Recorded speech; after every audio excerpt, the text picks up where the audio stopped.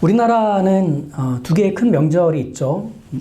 이제 곧 오게 되는 추석, 그리고 설날. 추석과 설날은 워낙 우리나라에서는 큰 명절이다 보니까 앞뒤로 쉬는 날이 붙어서 연휴가 길죠. 이스라엘도 온 나라가 지키는 이런 명절이 있었습니다. 그 중에 가장 첫 번째로 등장하는 명절이 오늘 민수기 9장에서 나오고 있는데요. 그것은 바로 유월절입니다. 유월절은 이스라엘 민족이 애굽에서 나올 때 그 마지막 밤에 있었던 그 일들을 기억하고 기념하도록 하나님이 정하신 날입니다. 이스라엘의 달력으로 1월 14일이 되면 이 유월절 명절을 이스라엘 모든 백성들이 지키도록 하나님 명령하시죠. 하나님은 애굽 왕 바로로부터 이스라엘 민족을 구하시기 위해 애굽에 10가지 재앙을 내리세요. 이 10가지 재앙 중에 마지막 재앙은 강력하고 또 강렬하고 또 비극적이었어요. 애굽 땅에 있는 모든 살아있는 것 중에서 첫 번째로 태어난 것들을 죽이시는 재앙이었거든요. 하나님은 이 10번째 재앙을 애굽 땅에 내리실 때 이스라엘 민족에게 그 죽음을 피해갈 수 있는 방법을 또한 같이 주십니다. 그것은 이렇게 약속이 되죠. 우선 이 재앙이 일어난 달을 이스라엘의 첫 번째, 우리나라로 치면 1월 달로 정하십니다. 10일이 되면 이스라엘 민족은 각 집안의 숫자대로, 가족들의 숫자대로 어린 양을 택해서 집에 둡니다. 그리고 있다가 4일 후 1월 14일이 되면 그 어린 양을 잡아서 죽입니다. 그리고 그 양의 피를 현관 문 틀에다가 바릅니다. 그리고 나서 이제 그날 밤에 이 잡은 어린 양의 고기를 불에 구워서 누룩을 넣지 않은 무교병 그리고 쓴 나물과 함께 먹습니다. 근데 먹는데도 드레스 코드가 있었어요. 허리에 띠를 두르고 겉옷을 입고 신발을 신고 그리고 지팡이를 든 채로 먹는 겁니다. 왜냐하면 먹자마자 바로 떠나라는 뜻이죠. 이스라엘 민족이 잡아 구운 양과 무교병, 쓴나물을 급히 먹는 그 밤에 하나님은 온 애굽 땅을 돌아다니시면서 태어난 것 중에 첫 번째 되는 것들을 다 죽이십니다. 하지만 그 문틀에 어린 양의 피를 발라놓은 곳은 넘어가시죠. 집집마다 비명소리가 들려왔어요. 그 밤에 그걸 먹으면서 마음이 편했을까요? 무섭고 떨렸겠죠. 그런데 놀랍게도 그 비명소리는 가까이에서 들리지 않았습니다. 멀리에서 들렸습니다. 왜? 우리 집과 우리 옆집은 어린 양의 피를 발라놓은 집이었기 때문에 그 죽음의 사건들이 그 집엔 일어나지 않았기에. 그 밤에 하나님은 이스라엘과 하신 약속대로 죽음이 그 집을 지나가는 그 일들을 하셨습니다. 출애굽기 12장에 보면 이렇게 하신 약속이죠. 내가 애굽 땅을 칠 때 그 피가 너희가 사는 집에 있어서 너희를 위하여 표적이 될지라 내가 피를 볼 때에 너희를 넘어가리니 재앙이 너희에게 내려 멸하지 아니하리라. 하나님이 약속을 지키셨던 밤입니다. 온 애굽 땅에서의 죽음 그리고 그 죽음을 피해가는 누군가가 있는 그 밤. 이 밤을 기억하고 기념하기 위해서 하나님이 정해 주신 것이 유월절입니다. 그래서 매년 이스라엘 달력으로 1월 14일이 되면 이 유월절 절기를 모든 이스라엘이 지키게 되죠. 유월절은 이렇게 한 민족의 규모로 죽음이 넘어갔던 밤이었습니다. 처음 창조된 아담과 하와도 경험해보지 못한 죽음이 피해가는 일이 일어났던 밤이었죠. 게다가 이 죽음이 피해간다는 건 우연히 일어나지 않았습니다. 죽을 뻔했다. 이런 식으로 죽을 뻔하다가 살아남은 게 아니라 하나님이 약속을 지키셔서 그 약속대로 죽을 사람과 죽지 않을 사람이 구분됐던 하나님의 치밀하게 진행된 구원의 역사, 이걸 기념하는 게 유월절이었던 거예요. 근데 한번 이렇게 생각을 해보았어요. 죽을 뻔하다가 살아남으면 하나님을 인정하게 되고 믿게 될까? 그래서 유월절은 그 하나님을 인정하고 믿은 사람들이 지키는 절기였던 건가? 사실 유월절 자체로만 생각을 해보면 그건 믿음이 생기는 어떤 그 기능적인 요소? 이런 것들은 있지 않습니다. 자, 한번 떠올려 보시면 흠이 없고 싱싱한 어린 양고기를 무교병 그리고 쓴나물과 함께 먹는 그 식탁, 그리고 신발을 신고 허리에 띠를 두르고 겉옷을 입고 지팡이를 집은 채로 급히 음식을 먹는 그 행위, 이것이 하나님을 인정하고 믿게 되는 것과 무슨 연관이 있을까요? 그걸 하면 마법적인 또 주술적인 어떤 일들이 일어나서 하나님을 갑자기 인정하고 믿게 될까? 그게 그 유월절을 지키라고 하신 이유인 건가? 오히려 이 예식과 행위를 준수할수록 이 유월절은 뜻밖의 일들을 일으키게 됩니다. 무엇이냐면 유월절의 절기에 반드시 해야만 하는 그 모든 순서와 방식을 철저하게 지키면 지킬수록 그걸 지키는 사람은 외면되고 지워지게 됩니다. 그 절기를 지키면. 유월절의 참여자가 희미해지고 잊혀진다는 것, 이것이 유월절을 지키는 목적이었기 때문에 그래요. 좀 이상하죠? 일부러 잊혀지고 지운다기보다 그 유월절을 통해서 더욱 선명해지고 도드라지는 게 있었기 때문에 그렇습니다. 그건 뭐냐? 그 유월절을 지키라고 하신 하나님, 그 유월절에 일을 하셨던 그 하나님이 선명해지기 때문에 다른 것들은 희미해지고 잊혀지게 되는, 이게 유월절을 참여한 사람들이 경험하는 일이었던 거죠. 400년의 노예 생활에서 겪은 차별, 고통, 절망과 수모를 끊어내고 자유를 얻을 때 이스라엘은 한 게 없잖아요. 그들이 뭘 했습니까? 숨만 쉬었죠. 고난과 절망을 해결하지 못한 그 목판에서 죽지 않으려는 의지는 있었을 거예요. 살고 싶은 의지 분명했을 거예요. 하지만 그것 자체로 그들이 죽지 않고 살았다? 아니, 그들을 바라보시는 하나님이 그들에게 응답하셨을 뿐입니다. 모든 신보다 뛰어나신 지혜와 능력으로 하나님은 이스라엘을 위하셨고, 그러자 이스라엘은 구원을 받고 자유하게 된 것뿐입니다. 6월절에 이스라엘은 내 의지와 소망에 응답하신 하나님이 그 죽음의 복판에서 죽음을 지나가게 하신 것으로 산 것이라서, 그러니 바로 그 하나님을 떠올리고 그 하나님을 향하는 게 말하자면 6월절이었던 거예요. 죽을 뻔했던 자리, 죽는 게 당연했던 자리, 그것을 이렇게도 이해할 수 있지 않을까 싶어요. 그런 자리는 내가 할 수 있는 게 없는 자리이기도 하죠. 그런 점에서 이스라엘의 첫 번째 명절이며 기념일로의 이 6월절은 하나님이 모든 것을 하신 걸 기억하는 자리, 또 내가 아무것도 할 수 있는 게 없었다는 걸 인정하는 자리예요.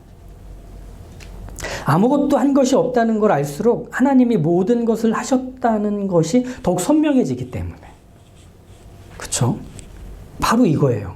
할 수 있는 것이 없다는 걸 알수록 모든 것을 하시는 하나님을 더욱 선명하게 떠올리고 기억할 수 있게 되는 것. 우린 이것을 믿음이라고 알고 있습니다. 그런 점에서 한 사람의 믿음의 여정을 좀 우리가 함께 봤으면 좋겠는데요. 아람 왕의 군대 장관이었던 나아만이란 사람이 있었습니다. 나아만은 아람 왕국의 서열 2위의 권력자였습니다. 모든 군사권을 자기가 쥐고 있던 사람. 비록 왕족이 아니었을 뿐이지 왕의 버금가는 실력을 행사할 수 있는 바로 그 사람. 하지만 모든 걸 다 가진 것 같은 이 사람은 고칠 수 없는 피부병을 앓고 있었습니다.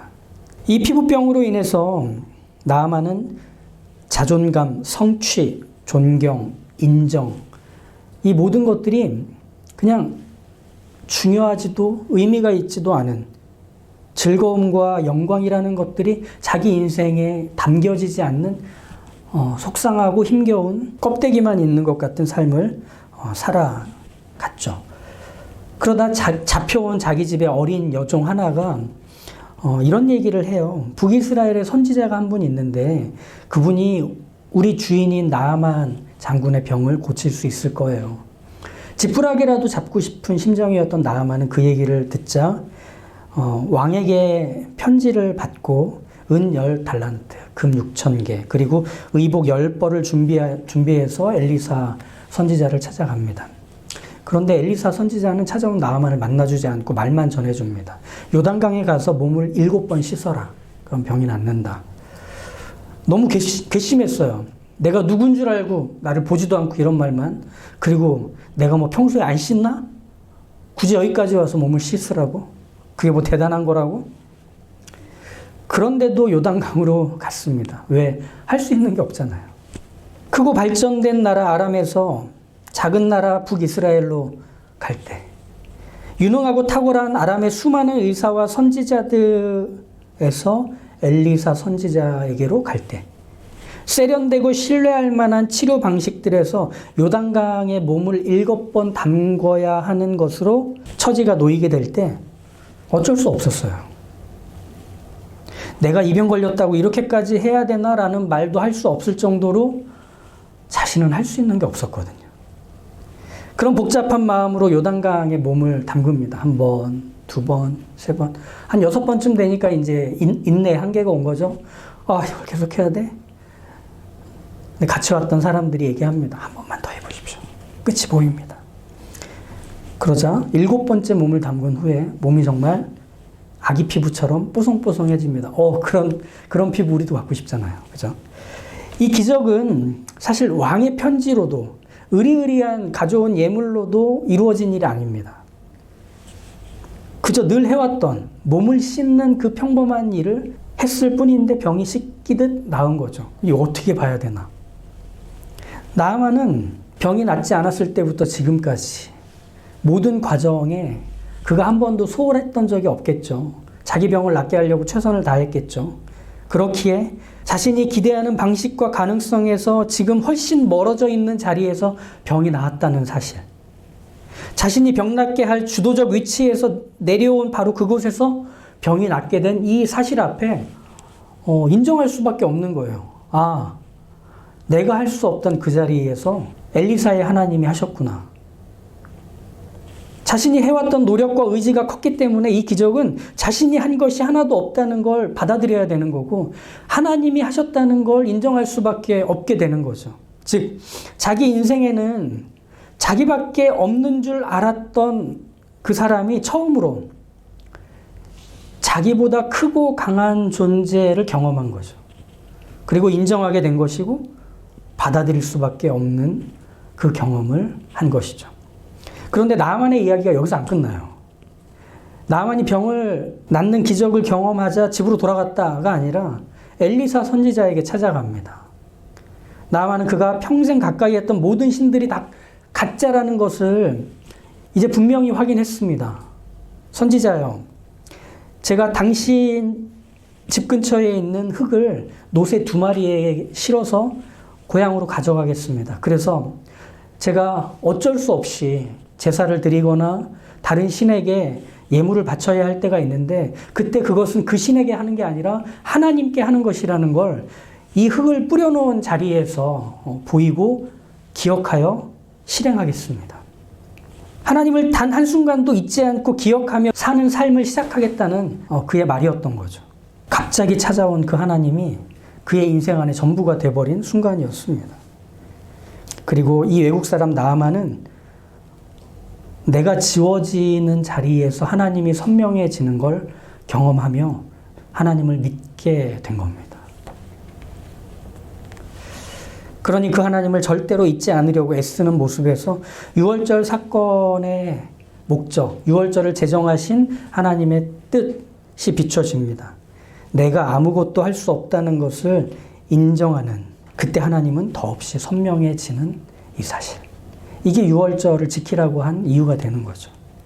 내가 할 수 있는 것으로 내 삶을 어떻게든 꾸려가고 살아가기로 애쓰는 게 우리가 사는 삶이잖아요. 누구도 자기 삶을 포기하고 싶진 않겠죠. 그 뜨겁고 순수하고 외롭게 힘쓰며 살아가면 보상받아요. 어떤 성취감도 있어요. 하지만 열심히 살아간 보상으로 인정받아서 갖게 된 왕의 편지, 은과 금을 가득 채운 주머니를 손에 쥐었다고 해도, 그리고 더 많은 것을 할 수 있는 지위와 힘을 획득했다고 해도 우리 살아보니 알잖아요. 우린 여전히 할 수 있는 것보다 할 수 없는 게 더 많은 삶을 살고 있다는 것. 여전히 할 수 없는 나임을 받아들여야 한다는 것.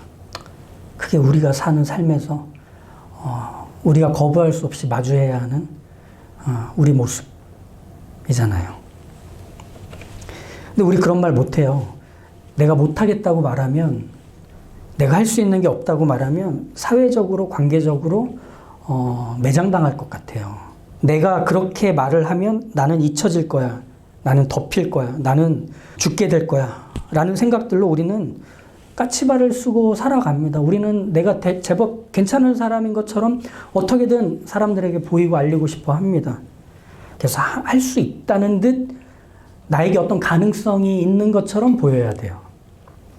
하지만 내가 할 수 있는 게 하나 없는 그 자리는 사실 실패한 자리 아니에요. 모든 걸 부정하고 패배자라고 나에게 낙인 찍고 자책하는 것도 필요 없어요. 사실 거기는 하나님이 선명해지는 자리일 뿐이에요. 그때 우리는 내가 잊혀지고 희미해지는 것에 집중하지 말고 선명해지고 계시는 하나님을 향하면 될 뿐입니다. 우리의 믿음이 그걸 요청하고 이끌어 줍니다.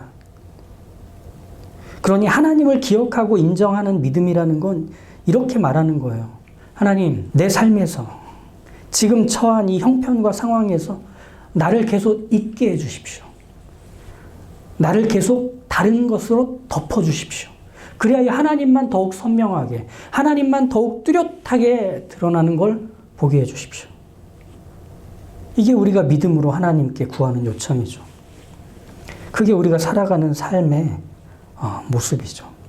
나아만이 툴툴거리며 요단강 물에 몸을 7번 담그듯 이스라엘이 어린 양 고기와 무교병 그리고 쓴 나물을 먹는 그 유월절을 매년 지키듯 삶이 나를 무너뜨리고 지우려고 하는 그곳에서 우리는 이렇게 하나님께 구하는 겁니다. 하나님 더욱 선명하게 보여주십시오. 하나님 당신을 더욱 분명하게 확인시켜 주십시오. 그러니 이렇게 한번 생각해 보시죠. 나를 몰아세우고 나를 쥐어짜는 것 말고는 더는 할 수 있는 게 없는 바닥까지 흘러간 것 같은 산의 뿌리까지 내려간 것 같은 그 자리가 우리가 하나님을 기억하고 하나님을 선명하게 볼 수 있는 유월절을 시작하는 때라는 것을. 두 번째 유월절이 그렇게 시작이 됐어요. 우리가 읽은 말씀의 하반부를 보면 의도치 않게 죽은 사람을 만져서 이 유월절을 지키지 못하는 사람들이 등장을 해요. 이 사람들은 유월절 날에 모세에게 몰려가서 속상한 마음으로 탄원합니다.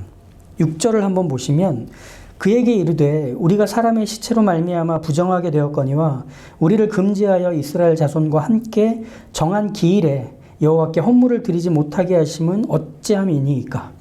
피치 못할 사정으로 사람의 시체를 접촉하게 됐는데 그게 마침 유월절 날짜와 겹쳐서 예물도 못 드리게 되고 가족들과 함께 이 유월절을 지키지도 못하게 된 이 상황 억울해합니다. 사실 레위기 7장에서 보면 죽은 것을 만졌을 때는 부정하게 돼서 그 사람은 격리가 되고 떨어져 있어야 합니다. 만일 누구든지 부정한 것, 곧 사람의 부정이나 부정한 짐승이나 부정하고 가증한 무슨 물건을 만지고 여호와께 속한 화목제물의 고기를 먹으면 그 사람도 자기 백성 중에서 끊어지리라. 죽음이 지나간 것을 축하하는 그 자리에서 이 죽음이 닿은 사람들은 참여할 수 없다는 것에 근거가 돼요. 그러면 이 사람들 입장에서 아유 굳이 이번에 좀 복잡한 예식 참여하지도 않고 잘 됐네 하고 넘어가도 문제가 없어요. 그런데도 이 사람들은 속상해서 유월절 당일에 모세에게 몰려갑니다. 유월절에 참여할 수 없으니까 다른 방법으로라도 이 유월절을 드릴 수 있는 거 알려줘라. 알려줘라. 이 사람들은 피치 못할 사정에 안주해서 귀찮은데 잘 됐다라고 하지 않고 있습니다. 왜? 하나님을 기억하고 싶었고 하나님을 선명히 확인하고 싶은 자신의 삶의 현실이 있고 그 하나님이 더욱 필요했기 때문이죠. 그러자 하나님은 모세에게 그들에게 한 달 후에 참여할 유월절을 지체하지 않고 마련해 주십니다. 하나님의 은혜를, 하나님의 도우심을, 하나님의 사랑을 알고 찾는 모든 이들을 향해서 하나님은 건조한 규칙, 날카로운 예식의 형태를 들이밀면서 너는 이래서 안 되라고 말하지 않으셨어요. 주를 찾는 모든 자들을 향해 하나님은 그들이 기뻐하고 즐거워할 하나님을 선사하셨습니다. 유월절의 자리에 모인 자들은 자신을 찾기를 그치고 하나님을 찾게 되는, 자신의 가능성을 내려놓고 하나님의 가능성을 붙들게 되는 일을 그렇게 시작할 수 있었던 거죠. 그렇게 하나님을 찾을 수밖에 없는 모든 인생들을 향한 이 하나님이 마련하신 유월절은 그런 면에서 잔치고 선물이 됐던 겁니다. 우리가 하나님을 찾으려 한다면 나 자신을 찾으려는 걸 그쳐야 합니다. 내가 할 수 있는 것들, 그리고 내가 해내야 하는 것들, 그리고 나 아니면 안 된다 생각하는 것들을 끊임없이 잊어가기로, 덮어놓기로 해야 하나님이 선명해집니다. 하나님을 기억하려 할 때 내가 할 수 있는 것들을 계속해 떠올리게 된다면 하나님을 기억하는 일들은 정말 더디게 될 겁니다. 나를 잊게 만드는 벅차고 힘겨운 상황들이 유월절이 시작되는 때이기 때문에, 할 수 있는 게 하나 없는 삶의 수많은 순간들이 유월절이 열리는 때이기 때문에, 하나님을 기억하는 유월절, 하나님만이 전부가 되는 유월절은 그렇게 나의 무능함과 나의 잊혀짐과 함께 시작되기 때문에, 우리에게도 이런 유월절에 참여할 기회가 삶 속에서, 아니 매 순간 그렇게 시작이 됩니다. 예수님이 달리신 십자가가 바로 그것이었습니다. 나를 잊는 자리, 하나님을 기억하는 자리. 갈라디아서 2장 20절 말씀 우리 참 잘 알죠. 내가 그리스도와 함께 십자가에 못 박혔나니 그런즉 이제는 내가 사는 것이 아니요 오직 내 안에 그리스도께서 사신 것이라. 이제 내가 육체 가운데 사는 것은 나를 사랑하사 나를 위하여 자기 자신을 버리신 하나님의 아들을 믿는 믿음 안에서 사는 것이라. 예수님이 죽으신 십자가는 스스로 자신을 지우고 덮으신 자리였습니다. 예수님이 아무것도 하지 않기로 하시자 비로소 그곳에서 하나님이 선명하게 자신을 드러내시고 모든 것을 하시게 되죠. 그래서 예수님의 희생의 십자가는 죽음의 십자가로 끝나지 않고 부활의 십자가로 완성이 됐던 겁니다. 우리의 삶도 그렇게 끊임없이 반복이 돼요.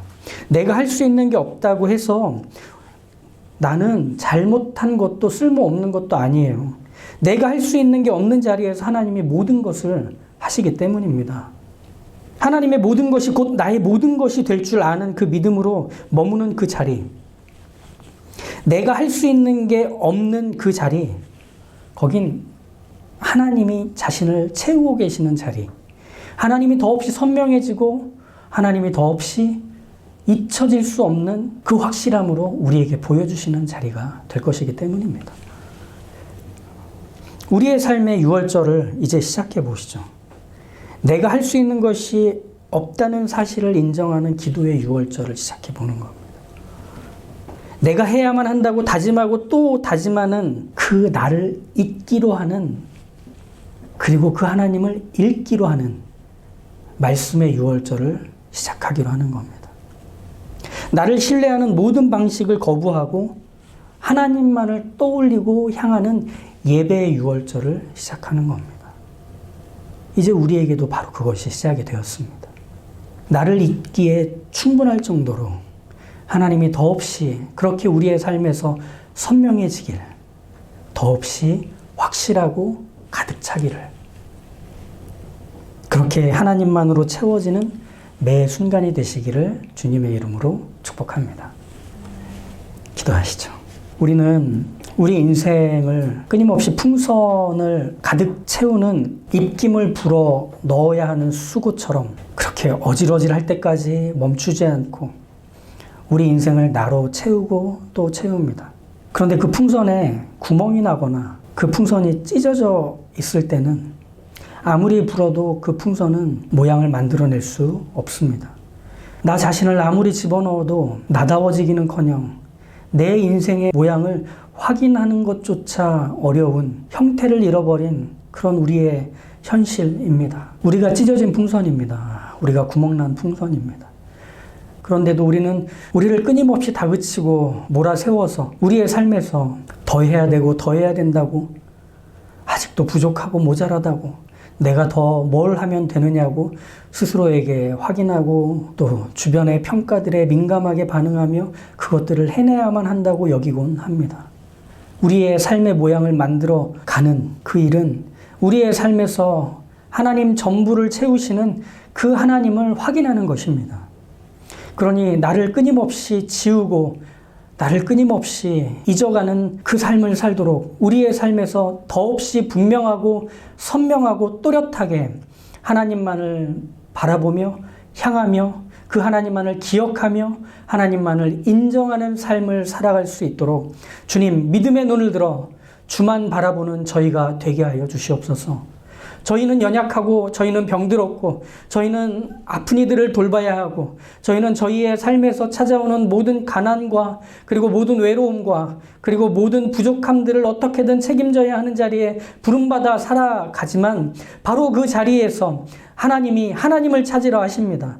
우리보다 우리를 더 잘 아시며 우리의 모든 것을 채우시기에 부족함이 없으신 그 하늘 아버지를 바라보라 하시니 그 주님을 바라보는 저희의 인생 되도록 하나님을 향한 시선을 놓지 않고 살아가게 성령님 우리 안에서 주님을 바라보는 믿음의 눈 피곤해지지 않도록 도우시고 함께하여 주시옵소서. 예수님의 이름으로 기도합니다. 아멘.